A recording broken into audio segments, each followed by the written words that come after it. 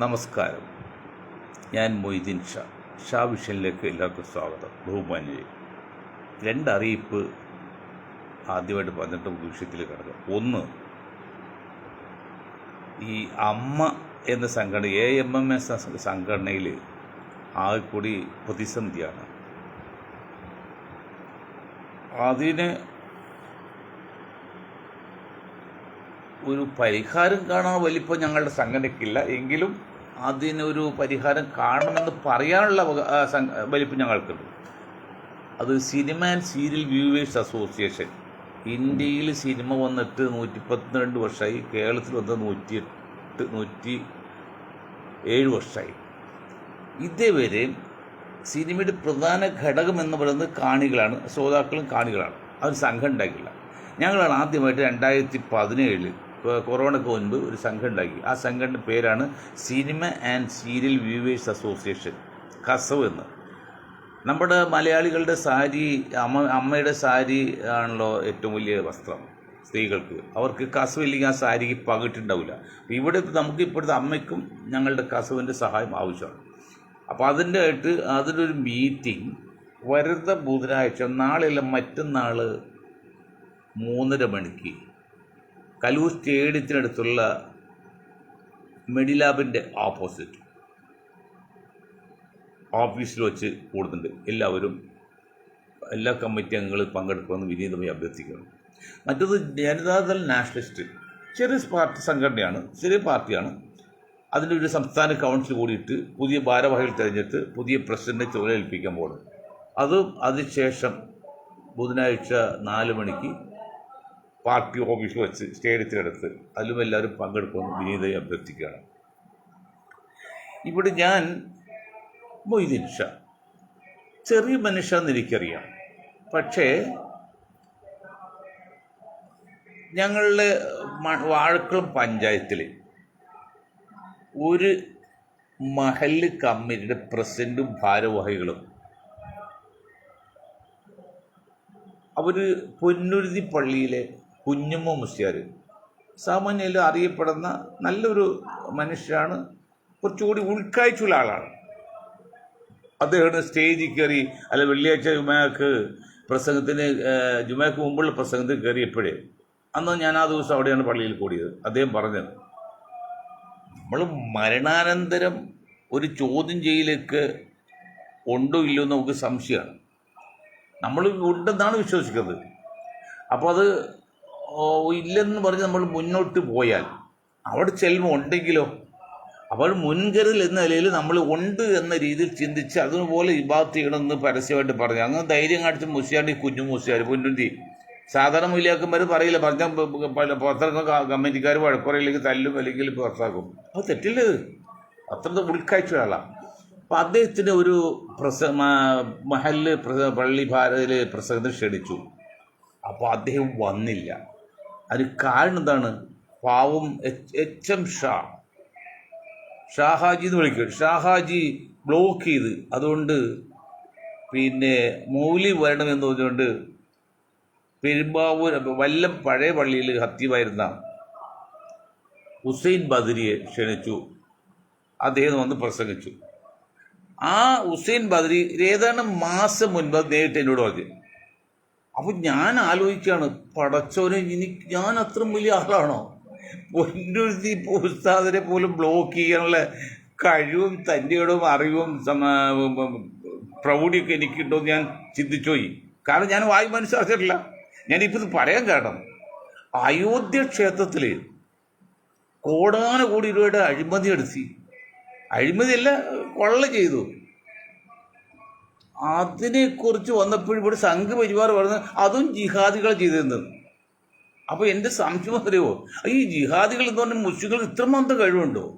അയോധ്യയിൽ പോയി കോടിക്കണക്കിന് രൂപ കട്ടെടുക്കാനുള്ള കഴിവ്, അതൊരു എത്രയോ ചെക്ക് കഴിഞ്ഞാൽ അവിടെ ചെല്ലാൻ പറ്റുന്നത്. ഏതാണ്ട് കിലോമീറ്ററുള്ളിൽ മുസ്ലിങ്ങൾക്ക് പ്രവേശിക്കാനേ പാടില്ല. പിന്നെ ഈ ജിഹാദികൾ അവിടെ പോയി അവരാണ് അത് ചെയ്തതെന്ന് പറയുമ്പോൾ ഞാൻ ഇങ്ങനെ എൻ്റെ കാര്യം ഞാൻ ആലോചിച്ചു പോയി. എന്താണെന്നറിയോ, ഇത്രയും കഴിവ് ഇന്ത്യയിൽ മുസ്ലിങ്ങൾക്ക് ഉണ്ടോന്ന്. ശരിയല്ലേ?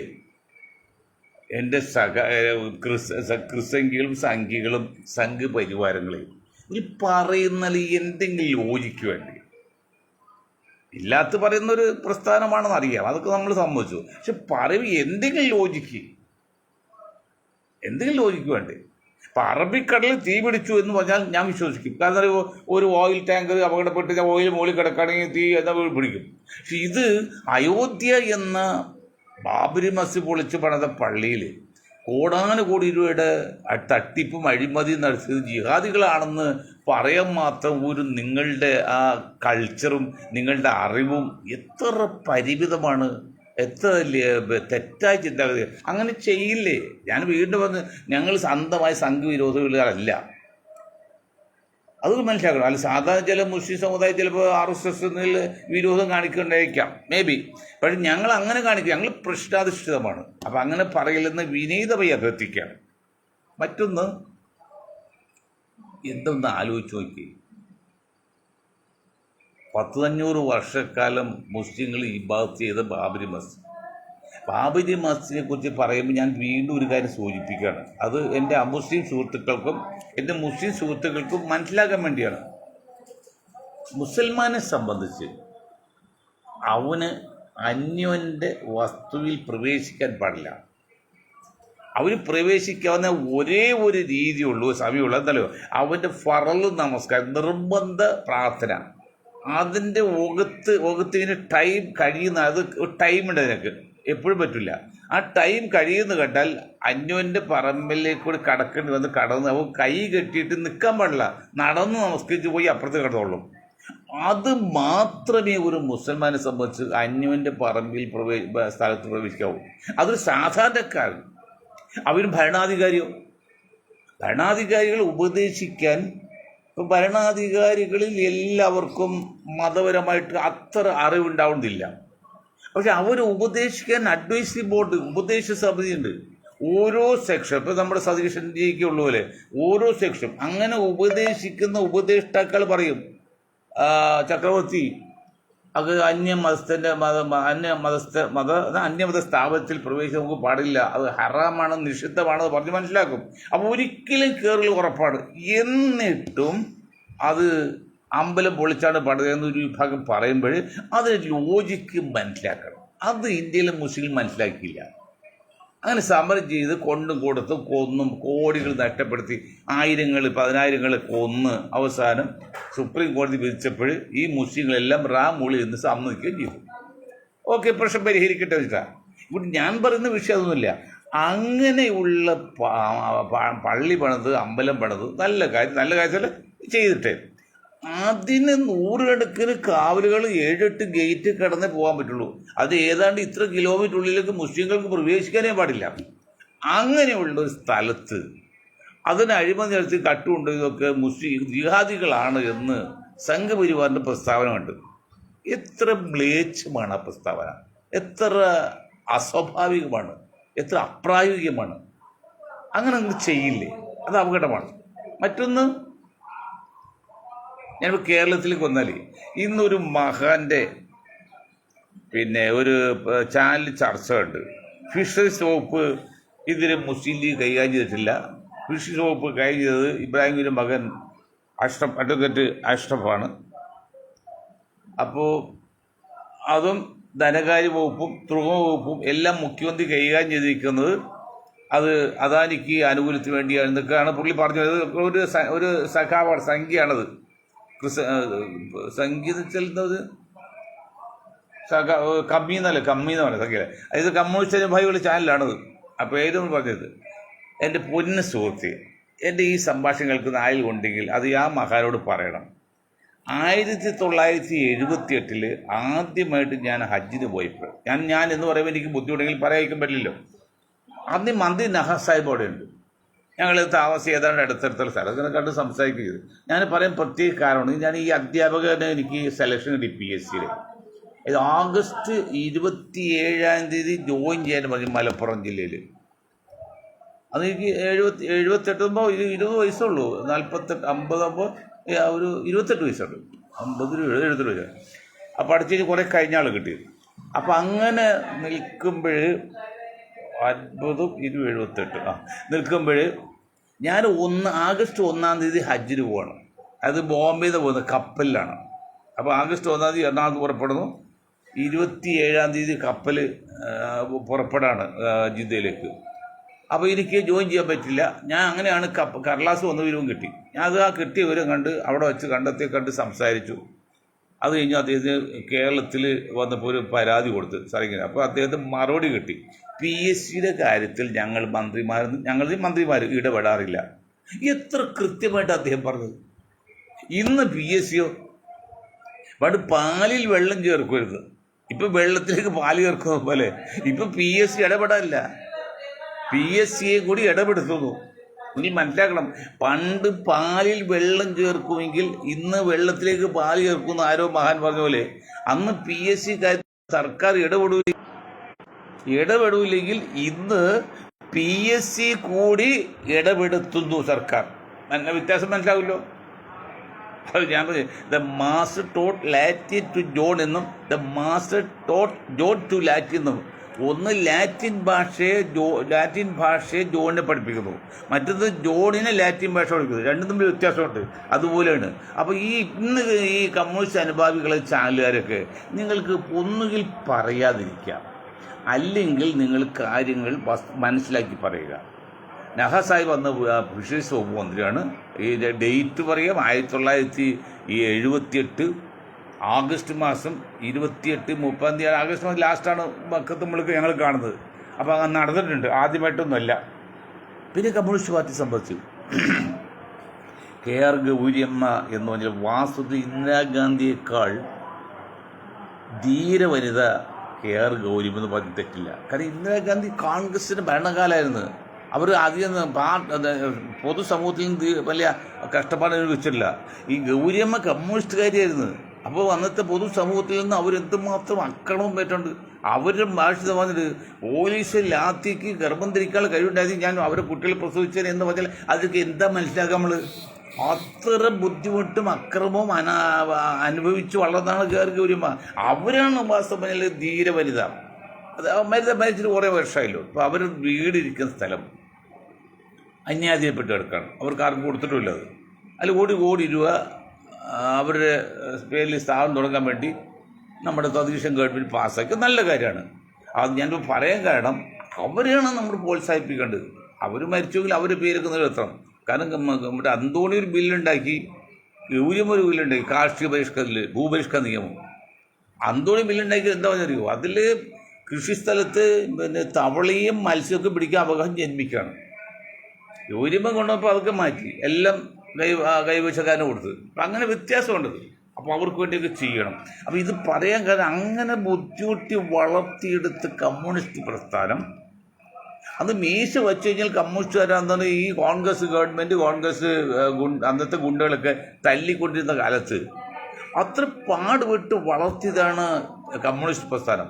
ആ കമ്മ്യൂണിസ്റ്റ് പ്രസ്ഥാനം തകർന്നു എന്ന് പറഞ്ഞ് ചാനലിലേക്ക് വർത്താനം പറയും. എത്ര ഒരു ആഹ്ലാദമാണ്.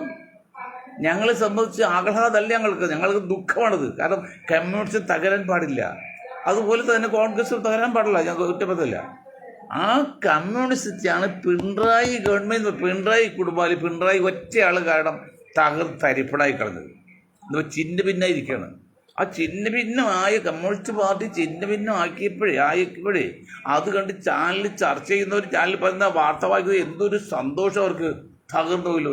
ഇവിടെ കമ്മ്യൂണിസ്റ്റ് പാർട്ടിയൊക്കെ ഇന്ത്യയിൽ കേരളത്തിൽ തകർന്നു കഴിഞ്ഞാൽ പിന്നെ അനീതിക്ക് പൊരുതൻ ആരുടെ ഉള്ളതിന്? പഴയ DYFI, പഴയ SFI, പഴയ സഖാക്കൾ അവർ കൂടിയൊക്കെ അവരുടെ രക്തവും ജീവനും മജ്ജയൊക്കെ കൊടുത്താണ് അനീതിക്കെതിരെ പൊരുതി ഇത് ഒരു പരിധിവരെ ഒരു നീതി ഉണ്ടായത്. കേരള ചരിത്രത്തിൽ 1957-60 EMS ഗവൺമെൻറ് 1950 മുതൽ 2000 വരെ ഒരു 50 വർഷം ഏതാണ്ട് അല്പ സാമൂഹ്യ നീതി നടപ്പായിരുന്നു മറ്റ് സ്റ്റേറ്റിലെ. കേരളത്തിൽ ആ 2000-ന് ശേഷം സംഘപരിവാറിൻ്റെ വളർച്ചയും കോർപ്പറേറ്റുകളുടെ വളർച്ചയും എല്ലാം കൂടി വന്നിട്ട് ഇപ്പോൾ ഏകമായിട്ട് നീതി പോയി. നീതിയില്ല. ഇപ്പം സിനിമ ഫീൽഡ് ഞങ്ങൾ നീതി ഇല്ലാത്തടത്ത് ഈ സംഭവമി യുഗേന്ന് ഗീത പറയും പോലെ ഇവിടെ അനീതിയുണ്ടോ അല്ലെങ്കിൽ ഇവിടെ പിന്നെ അസത്യമുണ്ടോ അവിടെ ഭഗവാൻ പ്രത്യക്ഷപ്പെടുമില്ലേ. അങ്ങനെയാണ് ഞങ്ങൾ കസു എന്ന സംഘടന ഇടപെടാൻ പോകുന്നത്. ബുധനാഴ്ച കമ്മിറ്റി കഴിഞ്ഞാൽ വ്യാഴാഴ്ച പത്രസമ്മേളനമാണ്. ഡീറ്റെയിൽസ് ജനങ്ങളെ അറിയിക്കണ്ടേ. അപ്പം അങ്ങനെയുള്ള കമ്മ്യൂണിസ്റ്റ് പാർട്ടി കൂടി പാടുപെട്ടിട്ടാണ്. കമ്മ്യൂണിസ്റ്റ് പാർട്ടി മാത്രമല്ല, കേരളത്തിലെ മുസ്ലിം സമൂഹമുണ്ട്, പിന്നെ ക്രിസ്ത്യൻ സമൂഹമുണ്ട്, അവിടെ സഭയുണ്ട്, SNDP ഉണ്ട്, NS ഉണ്ട്, അങ്ങനെ അവരെല്ലാം ചേർന്നാണ്. അല്ലാതെ കോൺഗ്രസ് ഒക്കെ ഉണ്ടല്ലോ, അല്ലാതെ കമ്മ്യൂണിസ്റ്റ് മാത്രമല്ല. അപ്പോൾ കമ്മ്യൂണിസ്റ്റ് ഭാഗവക്കായിരുന്നു. അവരാണ് പ്രധാന കക്ഷി. അവർ തന്നെയാണ് അനീതിക്ക് പൊരുതാൻ. പിന്നെ ഈ സുരേന്ദ്രനും ഈ പിണറായി വിജയനൊക്കെ മനസ്സിലാക്കിയ കാര്യമുണ്ട്. രണ്ട് ഹീരോനാണല്ലോ പറഞ്ഞത്. ഈ പിണറായി വിജയനെ സുരേന്ദ്രനൊക്കെ കാരണന്മാർ ഒരു കാറ് വാങ്ങിച്ചിട്ട് വൈക്കം അമ്പലത്തിൻ്റെ വശത്തോടി പോകുന്ന കാറിൽ കൂടി ഈ മുതലാളിക്ക് വരാൻ പറ്റില്ല. ഒരു നായരാണ് വണ്ടി ഓടിച്ച് അമ്പലത്തിന് അതിർത്തി കഴിഞ്ഞ് പുറത്ത് വന്ന് കാറ്. ഈ തോനെന്തിയറിയോ പാടം ചുറ്റിക്കറങ്ങി നടന്നു ഒന്ന് കാണണം. കാരണം കാറിൽ പോലും അമ്പലത്തിൻ്റെ പരിസരത്തോടി റോഡിൽ കൂടി ഈഴോ നടക്കാൻ പാടില്ല. നായർ താഴെയുള്ളൊരു നായർ കഴിഞ്ഞ് വയ്ക്കുക. അത് മുകളിൽ കമ്പനി ഇവിടെ കേരളത്തിൽ അധികം ഇല്ലല്ലോ. ആകെ ഉള്ള നായരാണല്ലോ സവർണ്ണ വിവാഹം. അങ്ങനെയുള്ള കാലമുണ്ടെന്ന് സുരേന്ദ്ര, അങ്ങനെ കാലമുണ്ടെന്ന് വിജയൻ തന്നെ പിണറായി വിജയൻ എന്ന് പറയും. കാരണം അയാളുടെ ബഹുമാനം എല്ലാം കളഞ്ഞു വിളിച്ചില്ലേ. അപ്പോൾ ആ കമ്മ്യൂണിസ്റ്റ് തകർന്നു കണ്ടിട്ട് കൈ കൊട്ടി ചിരിക്കുന്ന ആൾക്കാരെ കാണുമ്പോഴേ വാസം ഞങ്ങൾക്ക് ഒരു സന്തോഷം തോന്നില്ല, ഞങ്ങൾക്ക് ദുഃഖമാണ്. കാരണം കമ്മ്യൂണിസ്റ്റ് തകരാൻ പാടില്ല എന്ന് തന്നെയാണ് ഞങ്ങളുടെ വിശ്വാസം. അതൊരു സംശയമില്ല. ഒറ്റ കാരണം പിണറായി വിജയനുള്ളത്. അതുകൊണ്ട് ഇന്നലെ ഞാൻ പറഞ്ഞു വെച്ചാൽ ഞങ്ങൾ ഈ ചാനലിലേക്ക് എന്തുമാത്രം കോളുകളും അറിയിപ്പ് പറഞ്ഞറിയോ. നിങ്ങൾ പറഞ്ഞ് 100% ശരിയാണ്. ഞാൻ പറഞ്ഞ സുഹൃത്തെ, ഞാൻ പറഞ്ഞതല്ല, എൻ്റെ വായിൽ കൂടി വന്നുള്ളൂ. എനിക്കിവിടെ കിട്ടുന്ന മെസ്സേജാണ് ഞാൻ പറഞ്ഞതല്ല, ഞാൻ പറഞ്ഞതല്ല. എനിക്ക് പിണറായി സഖയോട് വ്യക്തിയായിട്ടോ അല്ലെങ്കിൽ ഒരു എതിർപ്പുമില്ല. അവർ സംഘപരിവാർ എതിർപ്പില്ല, പ്രശ്നാധിഷ്ഠിതമാണ്. അത് സത്യമല്ലേ. അദ്ദേഹം മാറണ്ടേ? എന്തുകൊണ്ട് മാറുന്നില്ല? ആ പാർട്ടി തകർത്ത് കളയണോ? തകർത്ത് കളഞ്ഞല്ലേ മനസ്സിലാക്കേണ്ടത്. അപ്പോൾ അത് ദയവ് ചെയ്ത് കമ്മ്യൂണിസ്റ്റ് തകരാൻ പറ്റുന്നെങ്കിൽ പ്രവർത്തിക്കില്ലേ. പക്ഷെ അവർ ഒരു സംഭവം ഉണ്ടായി, ബുദ്ധിമുട്ടുണ്ടായി. കഴിഞ്ഞ 10 വർഷം പിണറായി സഖാവിൻ്റെ ഭരണത്തിൽ അദ്ദേഹത്തെ ആരോഗ്യ പിന്നെ ജാടി കയറ്റിയപ്പോൾ സ്വന്തമായിട്ടുള്ള ഒരു തീരുമാനം എടുക്കാൻ കഴിവില്ലാത്തതുകൊണ്ട് ആരോ പറഞ്ഞു കേട്ട് പുള്ളി അങ്ങനെ ഒരു ദിവാസ്വപ്നത്തിൽ രാജകുമാരനായിട്ട് നിന്നാണ് നാണം കേട് പാർട്ടി ഉണ്ടാകുക. ഈ P. രാജീവ് സമയം നല്ലൊരു രാഷ്ട്രീയക്കാരനാണ്. അദ്ദേഹമാണല്ലോ. അപ്പോൾ അധികാരം വന്നുകൂടി പിന്നെ പുള്ളി മാത്രം എറണാകുളം ജില്ലയിലൊക്കെ ഫോട്ടോ എന്നും നിരന്തരമായിട്ട് ഓരോ പരിപാടി പുള്ളിയുടെ പിണറായിയുടെ ഫോട്ടോ ആണ്. ഈ പബ്ലിക്ക് ദൂഷ്യമുണ്ട്. പൊതുരംഗത്ത് പ്രവർത്തിക്കുന്നതേ വലിയ ആർഭാട് ജീവിക്കും, നല്ല ചാർട്ടിൽ നടന്നാലൊന്നും പബ്ലിക്ക് അത്ര സന്തോഷമൊന്നുമില്ല. കാരണം അവർക്കറിയാം ഇത് ഞങ്ങൾക്ക് വേണ്ടി അവർ പ്രവർത്തിക്കുക, ഞങ്ങളുടെ പണം എടുത്താണ് അവർ ചെയ്യുന്നത് അറിയാം, അല്ല വെറുതെ കിട്ടൂലല്ലോ. അപ്പം അതുകൊണ്ട് അങ്ങനെ തെറ്റുപറ്റി. രാജീവിനൊപ്പം മനസ്സിലായി, പിണറായിക്ക് ഇപ്പോഴും മനസ്സിലായെങ്കിൽ ആ മനുഷ്യൻ യാതൊരു കാരണവശാലും ആ പ്രതിപക്ഷ നേതാവിട്ട് വരില്ലായിരുന്നു. അത്രയും വോട്ടിൽ 6-7 പ്രാവശ്യം തോറ്റിട്ട് അവസാനം 7ാമത്തെ റൗണ്ടിൽ ജയിച്ച് പിണറായില്ലോ മാന്യമായിട്ട് MLA സ്ഥാനം ഏൽക്കാൻ രാജിവെക്കേണ്ടി വന്നത്. അപ്പോൾ അതിനുള്ള ഒരു കഴിവൊന്നും അദ്ദേഹത്തിന് ഇല്ല. പറഞ്ഞിട്ട് കാര്യമില്ല, പ്രായാധിക്യം കൊണ്ട് എന്താണെന്ന് അറിയില്ല. അപ്പോൾ ഏതായാലും കമ്മ്യൂണിസ്റ്റ് തകരാൻ വേണ്ടി പ്രാർത്ഥിക്കരുത്. നമ്മൾ പറഞ്ഞു വരുന്നത് ഇപ്പോൾ പെട്രോളിൽ പിന്നെ ഇത് മിക്സിങ് ചെയ്ത് 10% 20% വണ്ടിയെല്ലാം കേടാവും. ആരും ചോദിക്കണ്ടോ? ഇത്രയും അനീതി പിന്നെ വിലവർദ്ധന ഉണ്ടായിട്ട് ആരെങ്കിലും ഇന്ത്യയിൽ ചോദിക്കുന്നുണ്ടോ? ഏതെങ്കിലും രാഷ്ട്രീയ പാർട്ടികൾ, പ്രത്യേകിച്ച് പ്രതിപക്ഷ പാർട്ടികൾ ചോദിക്കുന്നുണ്ടോ? BJP ഇപ്പോൾ അത് എല്ലാം കൊണ്ടും BJP പിണറായി സഖാവും മോഡി ഗവൺമെൻറ്റും സംഘപരിവാറും വളരെ പ്രതിസന്ധിയിലാണ്. എന്നിട്ട് പോലും അതിനെ യൂട്ടിലൈസ് ചെയ്യാൻ ഈ ഇന്നത്തെ ഇന്ത്യയിൽ പ്രതിപക്ഷം രാവിലെ കൊണ്ട് സാധിക്കുന്നില്ലെന്നേ. പ്രതിപക്ഷ പാർട്ടി സാധിക്കുന്നില്ല. ഇത് എല്ലാം കൊണ്ടും അവർ നെട്ടും ബോൾട്ട് നൽകിയിരിക്കുകയാണ്. കാരണം അയോധ്യയുടെ അവിടെ കോടിക്കണക്കിന് അഴിമതി നടത്തി, അല്ലെങ്കിൽ അഴിമതിയില്ല കട്ടെടുക്കലാണല്ലോ. അഴിമതി വേറെ. അഴിമതി എന്താണ്? നമ്മൾ 10,000 രൂപ സാധനം 1 ലക്ഷത്തിന് വാങ്ങിയിട്ട് അല്ലെങ്കിൽ 1 ലക്ഷം വാങ്ങിയിട്ട് ബാക്കി 90,000 രൂപ, അതൊക്കെ അഴിമതി. ഇത് കൊള്ളയല്ല, കൊള്ള പിടിച്ചോറി അല്ലെങ്കിൽ കട്ടെടുക്കലല്ലേ. അമ്പലക്കുറ്റി പൊളിക്കുക, അമ്പലക്കുറ്റി കച്ചൽ കമ്പലക്കുറ്റി കുത്തി എന്ന് പറയുമ്പോൾ കള്ളത്തരം കാണിച്ച് അങ്ങനെ അതിസങ്കീർണമായി നിൽക്കുകയാണ് മോഡി ഗവൺമെൻറ്റും BJP ഗവൺമെൻറ്റും.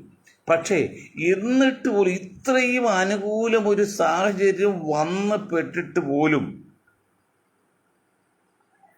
പെട്ടിട്ട് പോലും അതിനെ യൂട്ടിലൈസ് ചെയ്യാൻ, അതിനെ ഉപയോഗിക്കാൻ ഇന്ത്യയിൽ പ്രതിപക്ഷത്തിന് സാധിക്കുന്നില്ല.